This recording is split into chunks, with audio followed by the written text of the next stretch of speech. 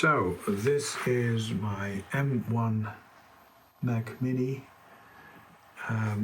This actually uses an external adapter, power adapter. I've actually used a switch power adapter to power this, and it's hooked up over the USB-C adapter, and it has a 3.5-inch disk, 500 gigabyte, and a 2 terabyte, I believe, or 1 terabyte SSD NVMe, which runs great at about 600 to 900 megabytes per second. And yeah, it's a great little setup. There's a grill, ventilation grill. It sits very flat on the surface. I've put these cable tie things underneath so it sits up a bit higher. May turn them around a bit so they look like little orbs.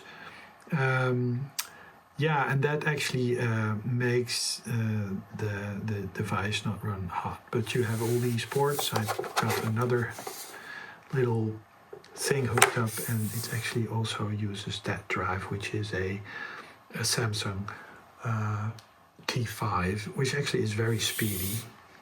So yeah, that's my M1 setup. Yeah, I've turned around these cable things a bit, and that actually looks a bit better. But yeah, it looks very nice underneath my TV, so quite stoked. Hi, Mark Vergeer here. Last time I showed you some emulators running on the M4 MacMini. Now I'm going to run the same emulators on the M1 MacMini to see how they perform. So it's AetherSX2 and PCSX2, and I'm going to use the Gran Turismo 3 A-Spec. So let's move over to the big screen.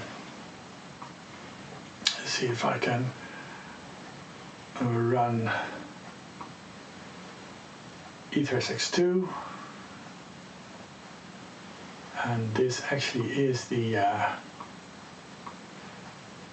1.53939. Let's check if controllers are actually working well. Let's get rid of that. Controllers, so that is my controller, shock port 1, automatic mapping. Yeah, so it's this. So Gran Turismo A-Spec, the American version, and this is actually running at 1280 by 896. So let's see how, and the Vulkan, so let's see how this AetherSX actually functions on the Mac. Let's turn up the volume just a tad. So we actually hear something. So this, yeah, move it down a bit. So what we did the other day was actually go to Swiss Alps.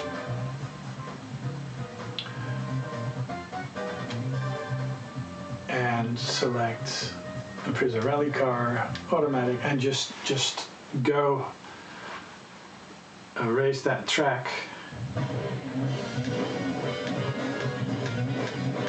And I believe it actually maxed out already. So it's slowing down at...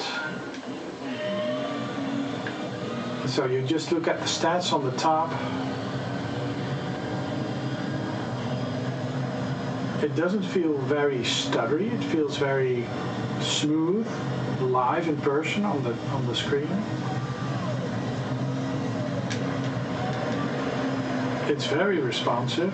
So yeah, Apple uses this game mode, so it does do very low latency.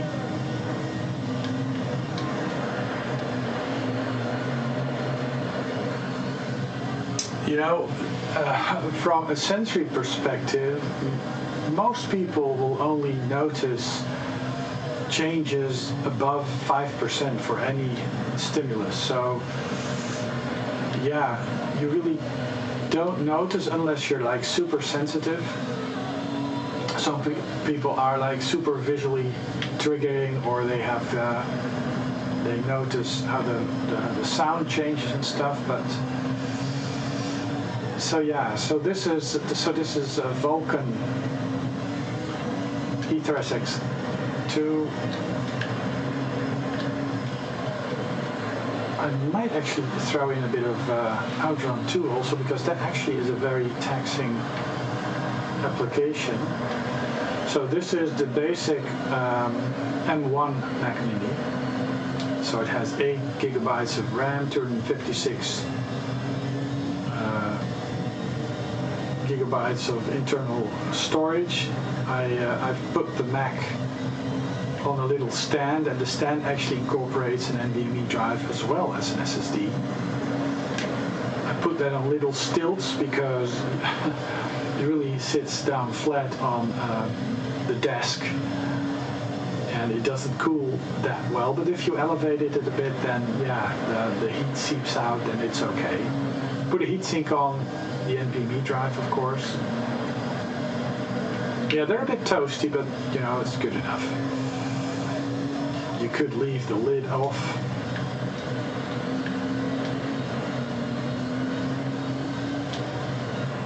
So yeah, this actually is doing not too bad.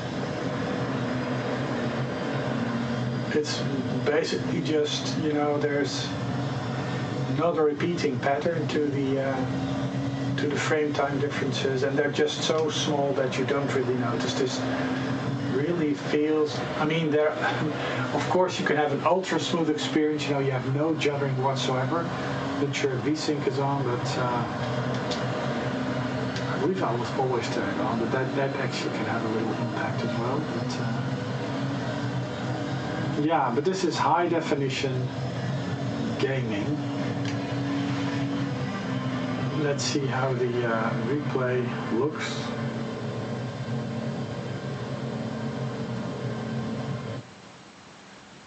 Exit. Get the first prize.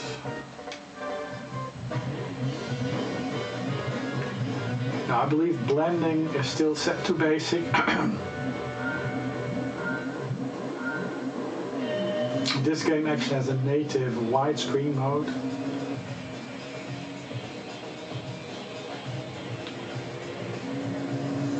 Which I could actually set and do the same resolution yet again. So when I saw this version and this track, this is, for me, it's like what Gran Turismo 2 on the original PlayStation is or was. It's just such an amazing looking game. Still does. I mean, so it's like slowing down. So I think I won't bother with doing the widescreen thing. So the replay is like at 75. Oh yeah, 20%. Most people actually will definitely notice 20%. But mind you, PAL games actually run at about 80% of their NTSC counterparts. When you this type of console still has that huge difference, and with modern machines, you know, over HDMI, they just don't. How do you say that? Pace themselves according to the screen refresh rate. They have an internal thing that sets the speed. So, yeah, this is basically old analog support TV supporting consoles will actually have that difference. Yeah, but this is grating. You know, this is not perfect. So let's change the resolution to something that is just the old regular native resolution. And I want to click that, but so yeah, let's start again and see if it actually dips down below. It also turns red if it goes above 100%. So Would be curious to see if the frame times would actually jump less, but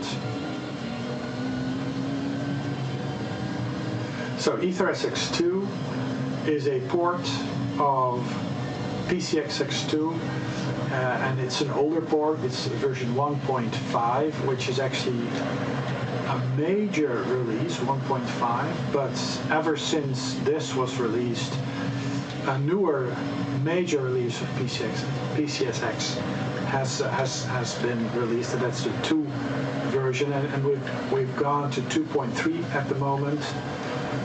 But this really was a huge jump in PlayStation 2 quality of life. And I have several PlayStation 2s, and it's just about my largest collection, the largest collection of games, and then Xbox and PlayStation 3 and stuff. But yeah,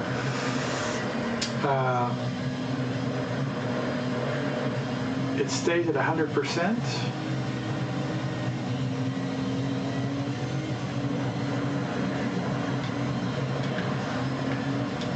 On the CRT, this standard definition really looks okay.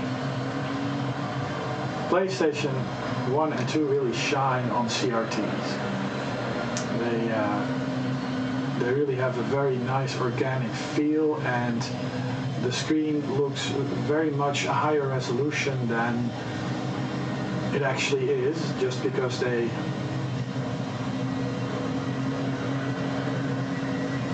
system renders the screen interlaced, so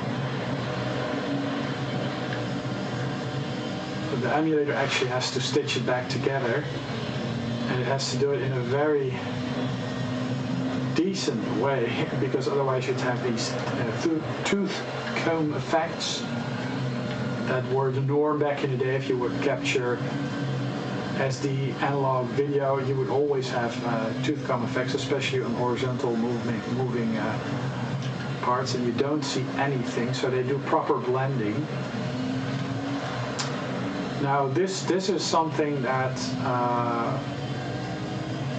really is an increase in quality. If you do advanced blending, then it just blends everything perfectly, and it's set to basic right now. So it does away with the tooth comb effects, but some of these interlaced effects actually are special effects. And most PS1 and PS2 games actually use a dithering technique that allows the console to display more. Oh, that's actually a very nice laugh. But I guess, yeah, so I guess standard definition PCSX2 runs it quite well.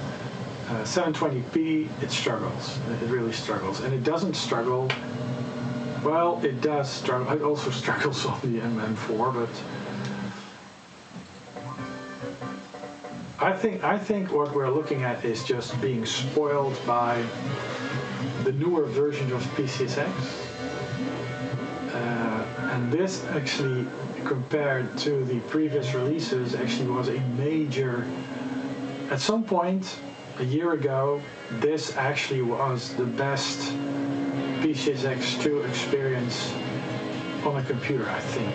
Well, you know, of course, if you run a Ryzen 9 or, you know, like one of these ultra super Intel chips, yeah, but this also, it doesn't keep the same speed.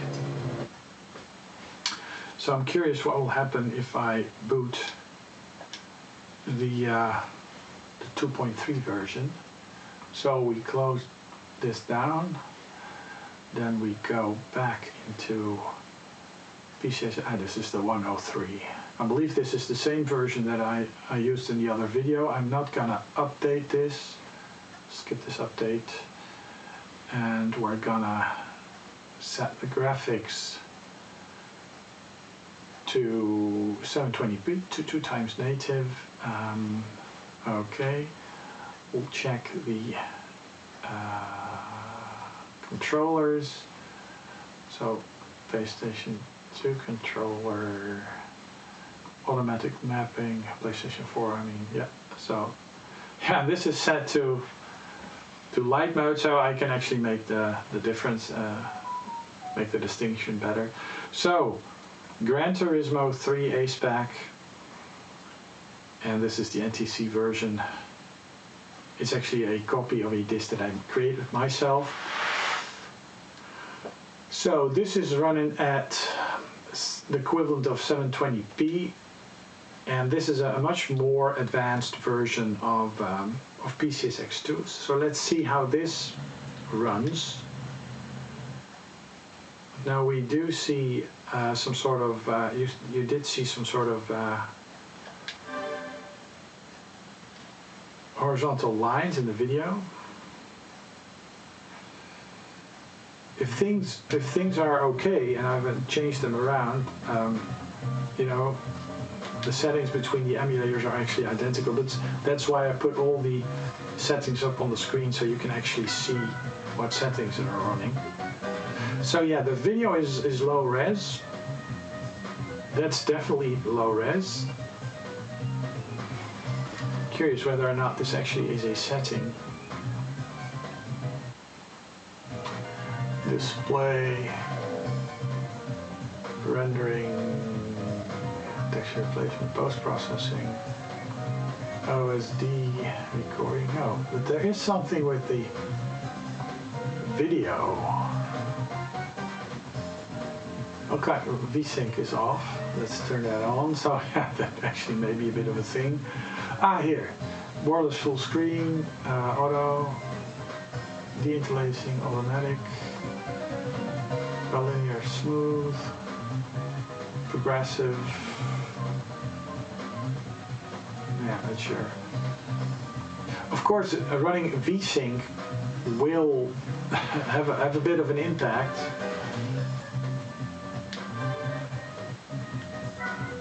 I'm not sure if you can actually see that. If so, I'll turn it off in another race, but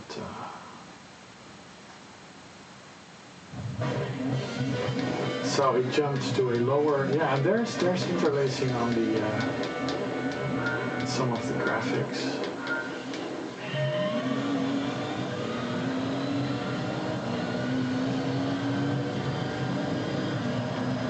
This feels smoother. This feels smoother, yeah, and the graph on the frame times is actually a lot smoother, but this actually feels very smooth. With a few spikes that I actually notice. I noticed this tiny stutters, but that's nitpicking. You know, I would be, if I wouldn't have the graph, you know, I'd be perfectly happy playing this, I guess.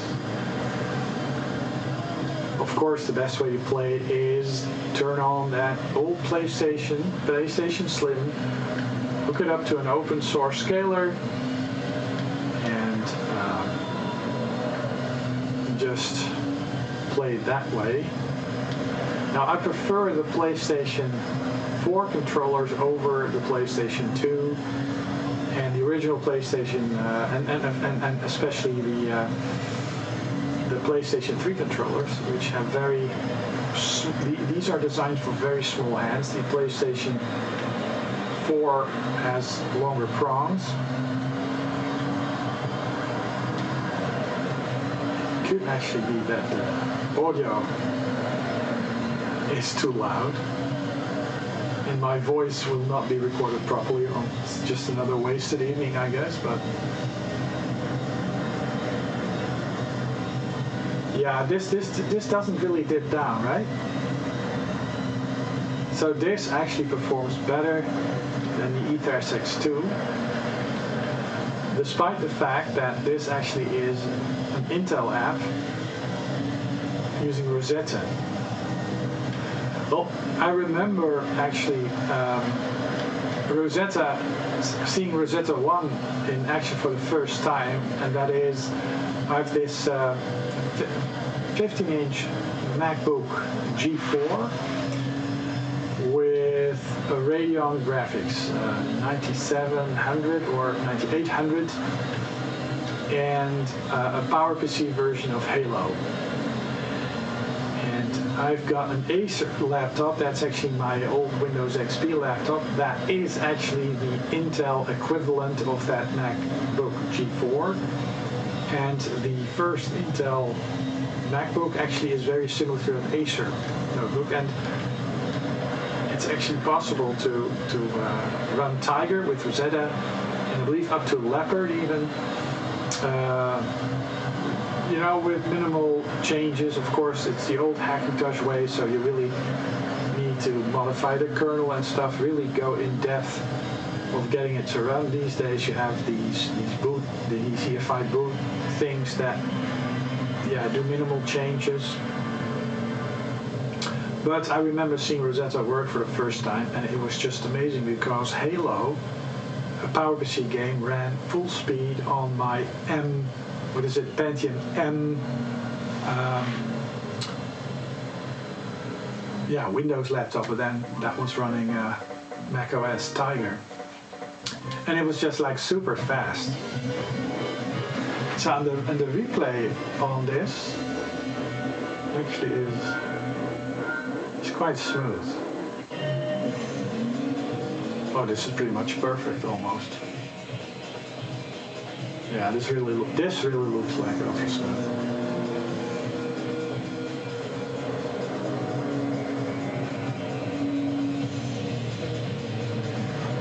And this actually shows me how amazing the M1 Macsn is. I have a M4 Macmini on the other side of the wall in my study on my big screen, widescreen. And I have like this super nice decked out. I'll make a video and show it. Actually, you can see you'll see it. And it's an excellent little machine for media consumption, web browsing. I like it a lot. So let's turn on. Let's see if I'm able to turn on the widescreen. No, I don't want to quit.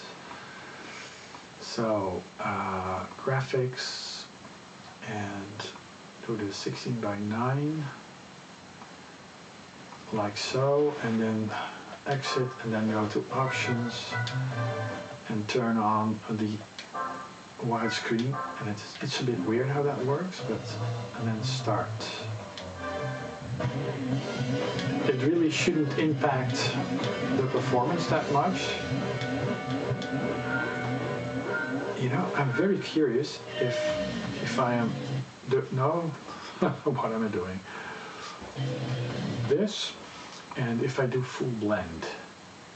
So yeah, this is not like this exact, how do you say that? Exact setting comparison between the M4. This is just me tinkering about like we all would do.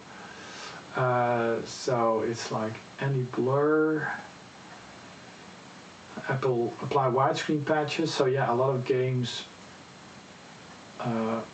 It supports system-wide widescreen patches and stuff. What was it? Oh, blending. Oh, blending actually was already set to high. Okay. So if I set it to low, basic. Curious how that would look.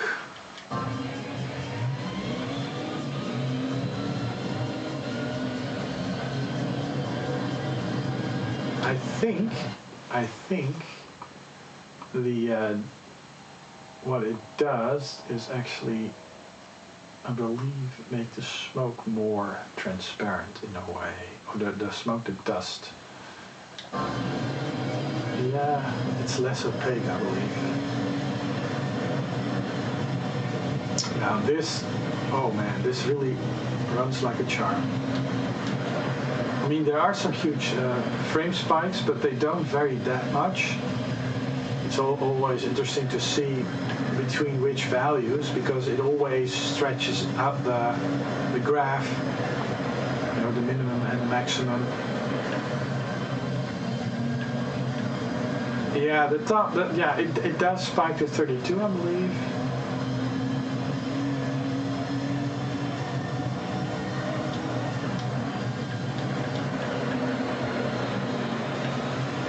Oh, but I've yet to feel that it actually slows down.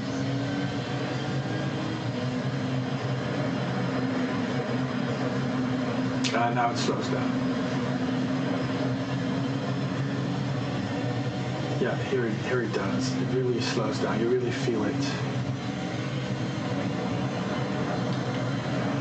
Curious if you remove the advanced blending.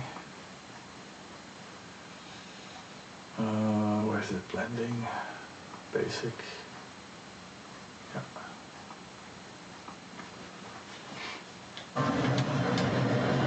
Yeah. Oh, it does feel. Yeah, the blending really does something to the responsiveness also, because this is much more acute. Now it stutters. Yeah. The thing is, if you're used to PAL gaming, it's like very fast, super smooth, and then it just jumps to normal. It's really great.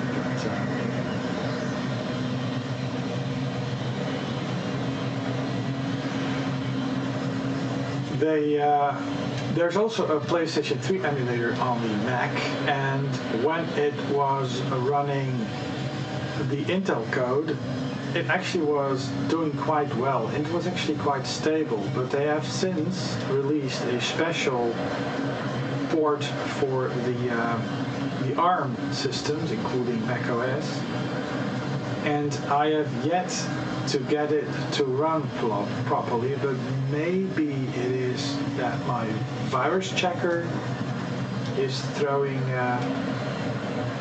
making it throw errors, because on both the MacMini M4 and M1 I get these memory protection errors because it does something weird. PlayStation is a really weird memory mapping thing, and I'm running Sequoia, so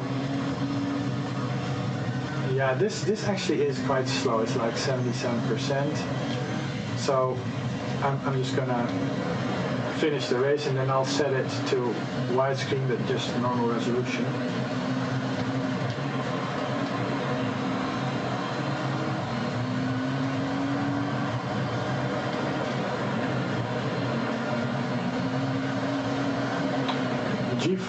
What is Gran Turismo 3 is tough to run, yet it does. Most systems emulating this actually run it pretty decently still. Okay. So, yeah, let's see the replay. Graphics, rendering, and let's go native.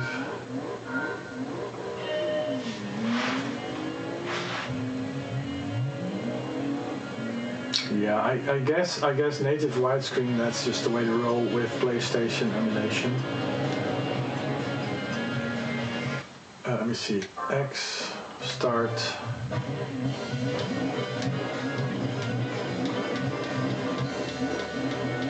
Oh, yeah. And of course, what you could do then is post-processing. Yeah, what will we do? TV shader, yeah. Scanline filter, triangular filter. Scanline filter? Why not? Do we see something? Not really, I believe, but perhaps it'll turn on when shade boost, adaptive, sharpen only, display resolution. Interesting.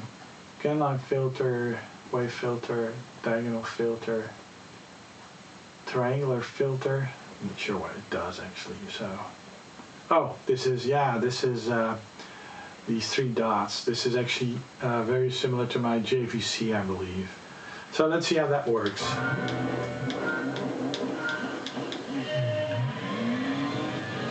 Actually, that's quite interesting because if you capture a video with OBS on,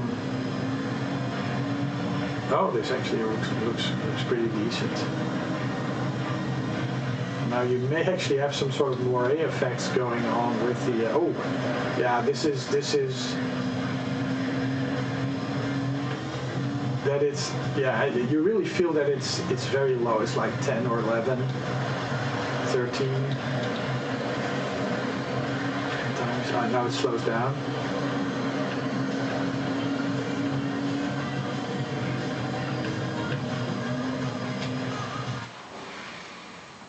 Let's see how the scanline filter works. Shape boost, whatever.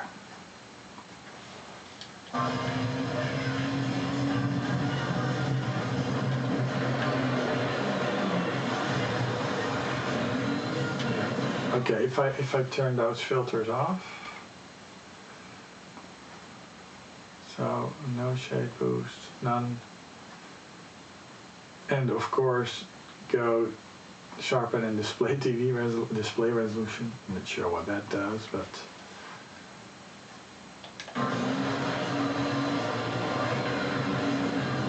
yeah, these filters really have a toll on the system, I believe. So let's do none.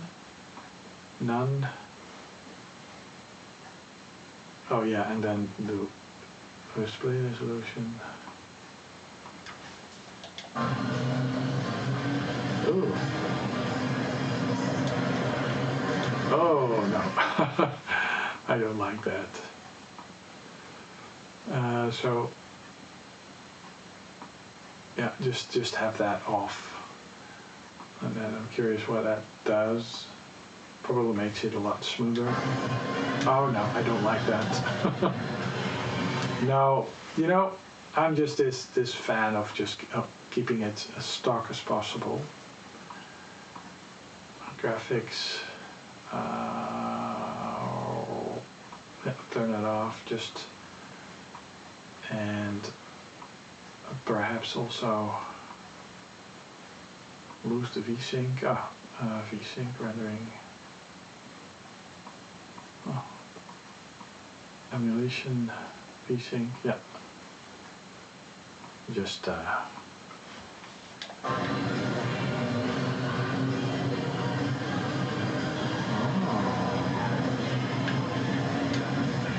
it's really struggling somehow. I'm not sure why I did, but the graphics are like doing unscaled, mid mapping, linear display. Were emulation synced out, refreshes, so that the well, you know, it's like 120 hertz. I'm not sure how that will work, but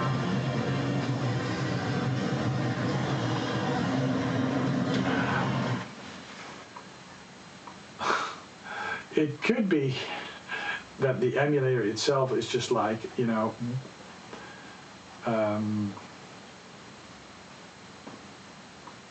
restore defaults. Yeah. And then just go to the controllers and say that and automatic mapping, and it's like so. Oh, where is it? And then just go and do widescreen, because the game is actually set to widescreen, like so.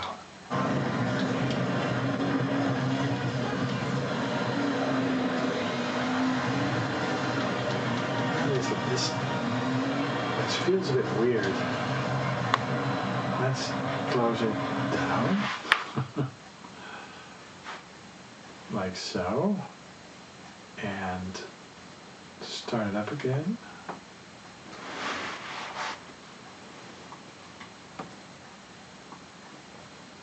Perhaps game mode wasn't on. Graphics. more or less full screen, full, you know, like that. Rendering native, mid mapping, texture placement, no. That is just no. OSD, just show everything up like so. Yeah. And Gran Turismo.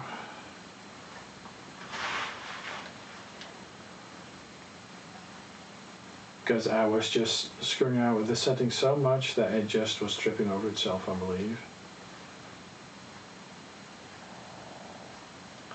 It's curious, I have a 2014 Mac Mini. I also have a 2018 Mac Mini. They probably will function with this PCSX2, they're Intel machines. Quite curious after their capabilities. Yeah, Swiss Alps, sorry. I just love my rally.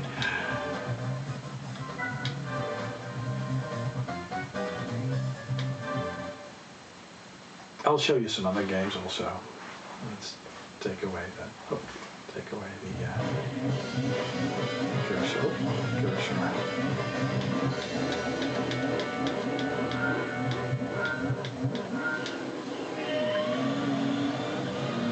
Yeah, this is what it felt like before. So I guess if you just change around the settings too much, you know, this whole emulator has problems calibrating itself.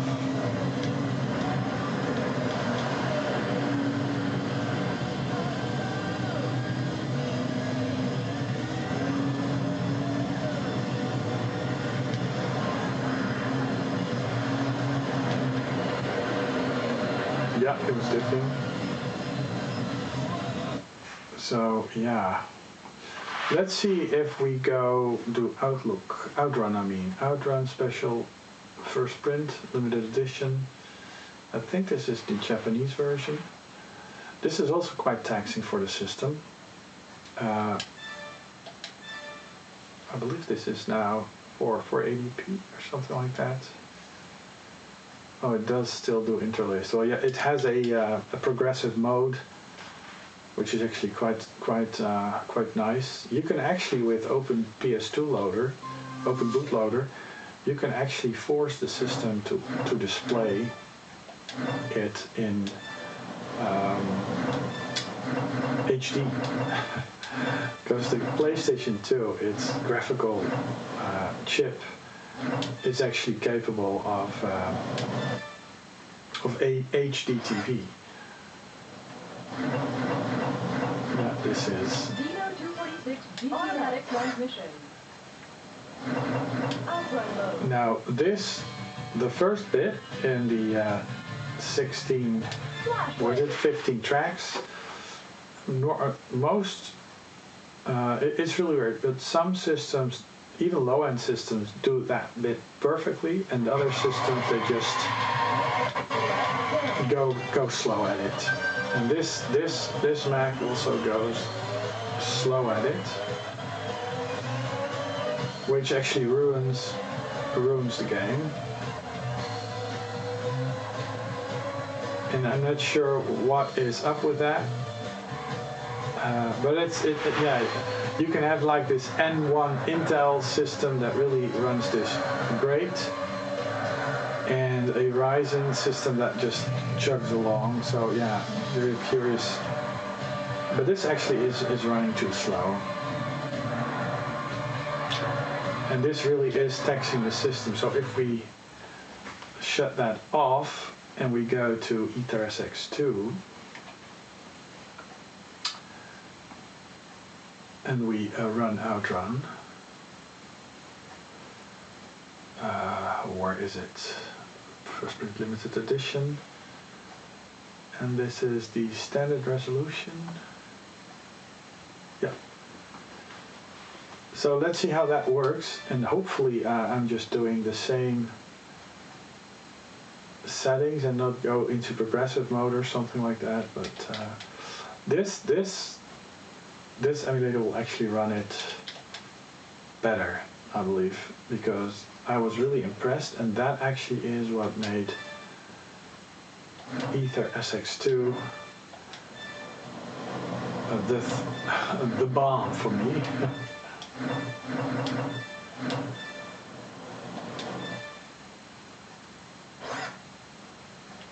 Yeah, and already in the menu you have a more responsive. So Flash wave.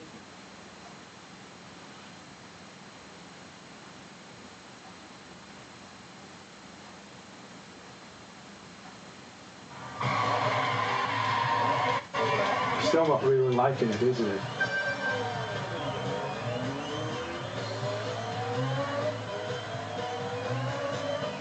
Yeah.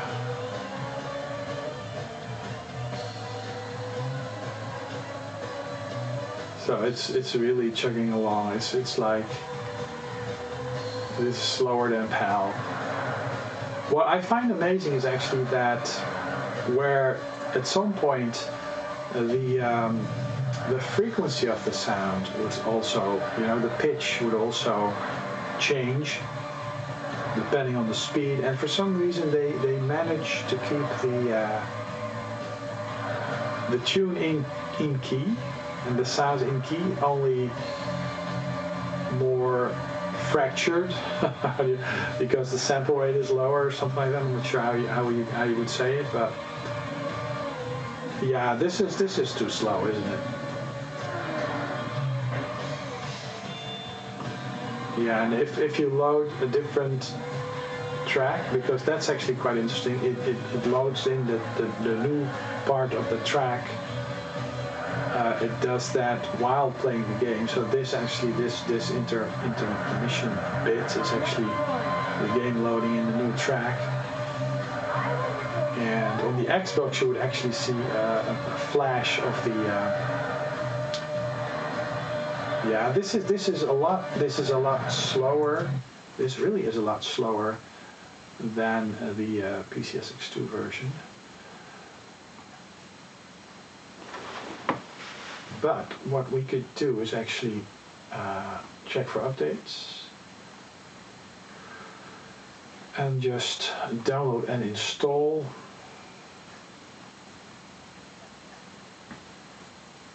Yeah, I'm really going to bed early because tomorrow is going to be a big day. Mother-in-law is turning 80. Pretty busy day at work. Yeah, allow. Forever. Oh yeah, I'll do forever.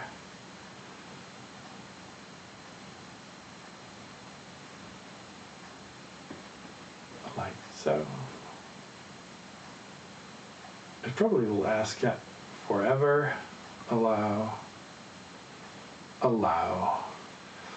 and then we go to Outrun, the first print limited edition, and then forever, allow. Yeah, even on Mac, it's better be safe than sorrow, and just use your virus scanner. So 2.3.107. Now, it may be that if you turn it into progressive mode, it is actually a lot better.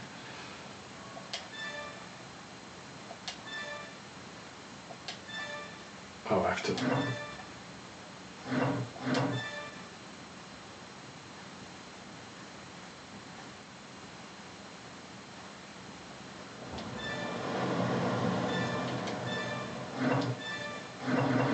The Netherlands, Taurus.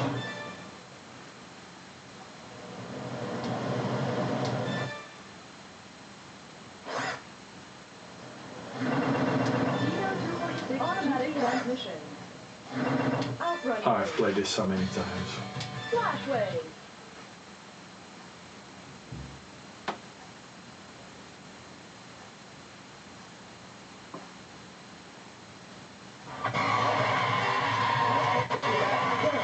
Yeah. Again, it's tripping up, is it?